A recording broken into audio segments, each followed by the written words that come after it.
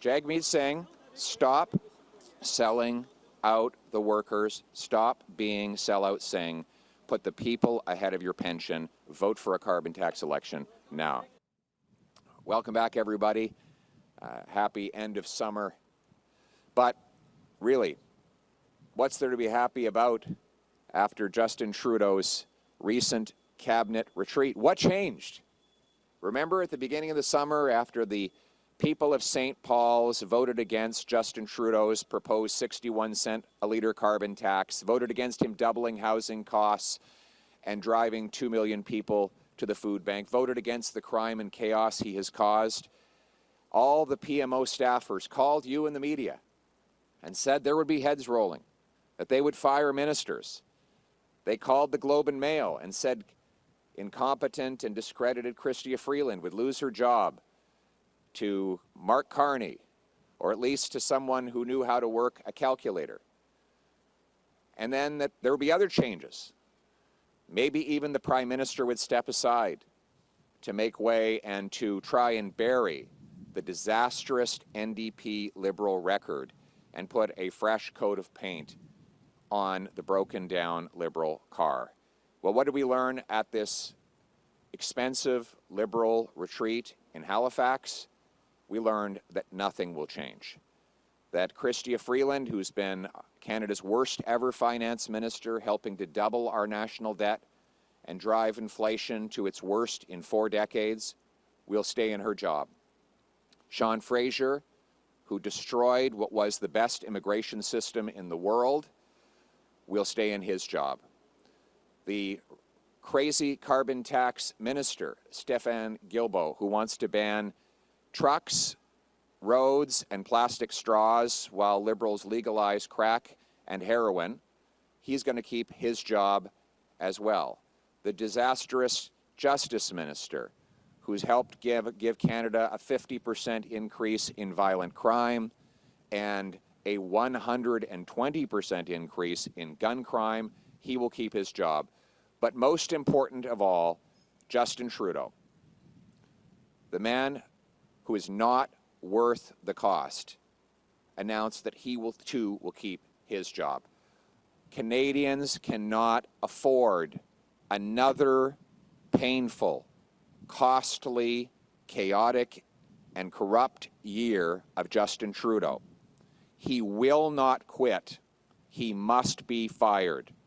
His ego, arrogance, and incompetence will always have him putting himself ahead of Canadians. He would rather allow Justin Trudeau would rather force an entire generation to go without homes, 2 million people to go to food banks, 25% of kids to go to school hungry. That he would rather that continue to be the case than to give up power. He will not quit. He must be fired. And the person to do it is Jagmeet Singh. Singh sold out workers to sign on to this costly coalition. He has voted to hike the carbon tax to 61 cents a litre, for policies to double housing costs, and to tax food. Now, why did he do it? He told us that if he became part of the government, he'd bring down food prices. That was one of his promises. Did he succeed? Well, you don't actually have to ask me if he succeeded. Ask him. This is what he said about food prices last week. When you go into the grocery store and you're buying your groceries, you're spending more than ever before, and you're leaving with less than ever before. Again, that is after 2 years of Jagmeet Singh joining the Liberal government. So what's clear is that Singh did not join to bring down grocery prices or housing costs, both of which have skyrocketed since he joined this coalition. He joined to keep Trudeau in power so that he could get his pension. Jagmeet Singh is trying to delay the election until after February of next year so that he can qualify for a $2.2 million taxpayer-funded pension. That's why Canadians are calling him Sellout Singh. My message to Sellout Singh is this: Put the people ahead of your pension. Break the costly coalition with Trudeau to trigger a carbon tax election where Canadians can choose between the costly coalition of the NDP Liberals that tax your food, punish your work, take your money, double your housing cost, and unleash crime and chaos in your community, or common sense Conservatives who will axe the tax, build the homes, fix the budget, and stop the crime. Axe the tax, build the homes, fix the budget, stop the crime to bring it home for our country. We'll bring home lower prices by getting rid of the carbon tax, which will not only lower the cost for farmers and truckers to bring us food, or for Canadians to heat their homes or gas their cars, but will unleash $25 billion more of GDP every single year, according to Finance Department publications from this Liberal government. We'll enact a bring-it-home tax cut to make our taxes simpler, lower, and fairer. The goal is to bring home more powerful paychecks and production to this country. We'll get rid of the government gatekeepers to allow us to produce our clean Canadian natural gas, our vital minerals, our oil, our forestry products, and to bring home production to this country. We'll get rid of the gatekeepers by allowing our brilliant immigrants to take a Blue Seal exam and get working in their professions so we have more doctors and nurses. We will get rid of the government gatekeepers to build the homes. We will require local municipalities speed up permits, free up land, and cut development taxes as a condition of getting federal funds to build 15% more homes per year. We'll sell off 6,000 federal buildings and thousands of acres of federal land to build, build, build, build. We'll cut taxes on home building. We'll back the trades because we need the boots and not suits in order to build those homes.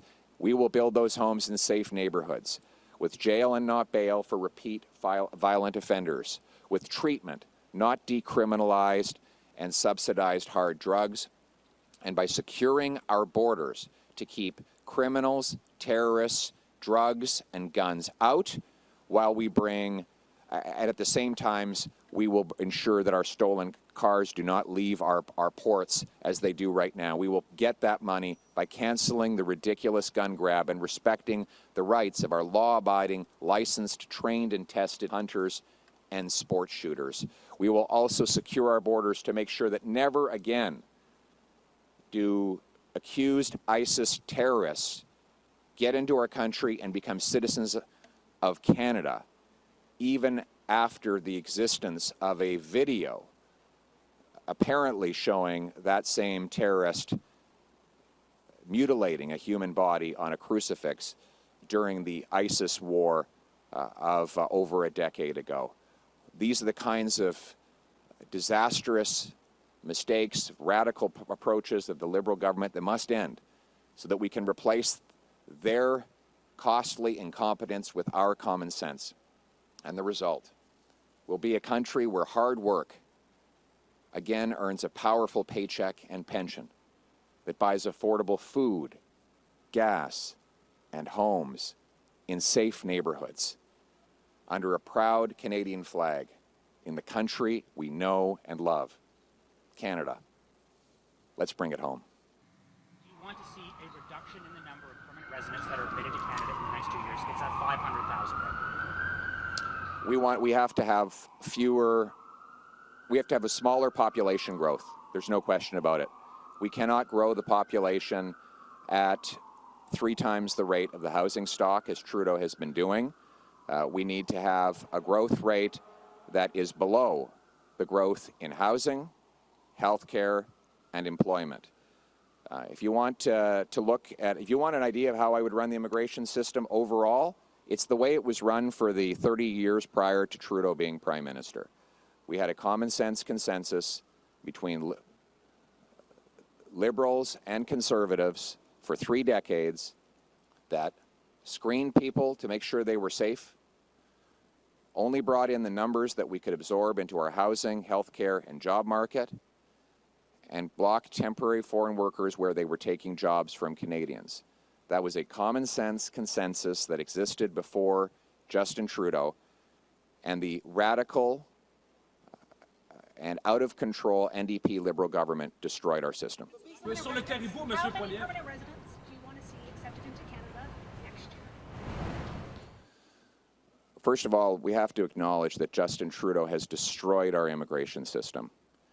We had a multi-generational consensus in immigration for literally decades before Trudeau came along. Immigration was not even a controversial issue prior to Trudeau. We brought in hardworking, law-abiding citizens in numbers that our housing market, our job market, and our healthcare system could absorb. What has since happened? Trudeau and Fraser destroyed the temporary foreign worker program by telling their bureaucrats to overlook fraud, by getting rid of the rule that required that you couldn't bring in temporary foreign workers for low-wage jobs in places where there was over 6% unemployment. In other words, where there were lots of people looking for work. They destroyed the international student program by allowing rampant fraud and abuse and increasing the numbers to levels we could not afford. And they grew the population almost 3 times as fast as the housing stock. That is entirely a decision of Justin Trudeau and the NDP Liberals. When I'm Prime Minister, the temporary foreign worker program will be used exclusively to fill jobs that Canadians cannot or do not fill, like in agriculture sectors, but never to replace Canadians or drive down wages. We will only admit international students to, if they have a way to pay their bills, a house to live in, and a real admission letter to a real educational institution. And population growth will be below the growth in jobs, housing, and healthcare. That is a common sense plan. Now let's bring it home.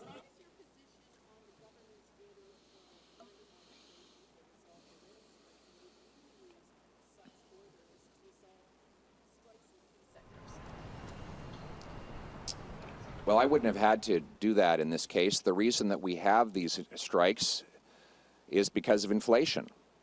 We had last year the largest number of days lost to strike since 1986. What do we have in 1986? Inflation.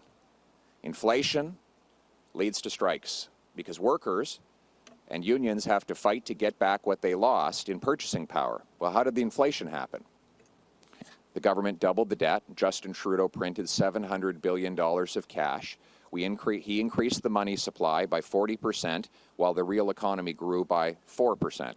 When you add money 10 times faster than you add the stuff that money buys, then you get inflation. And that screws over workers because they live off wages.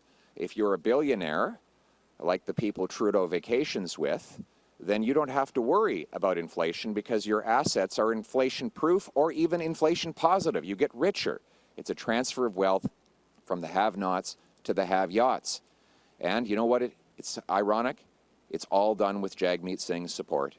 He can huff and puff all he wants, but he supported the inflationary policies that destroyed the wages of working-class people, and he supports what Justin Trudeau did on the rail strike. Do you know how we know? Do you know how we know that? Do you know how we know that? No. Do you know how we know that Jagmeet supports it? Because he's still in a coalition with them. And if Jagmeet didn't support it, he would respond to my letter this afternoon and say he's pulling out of the costly coalition and he's going to vote to bring down Trudeau and cause a carbon tax election. And that's what I'm calling for him to do today.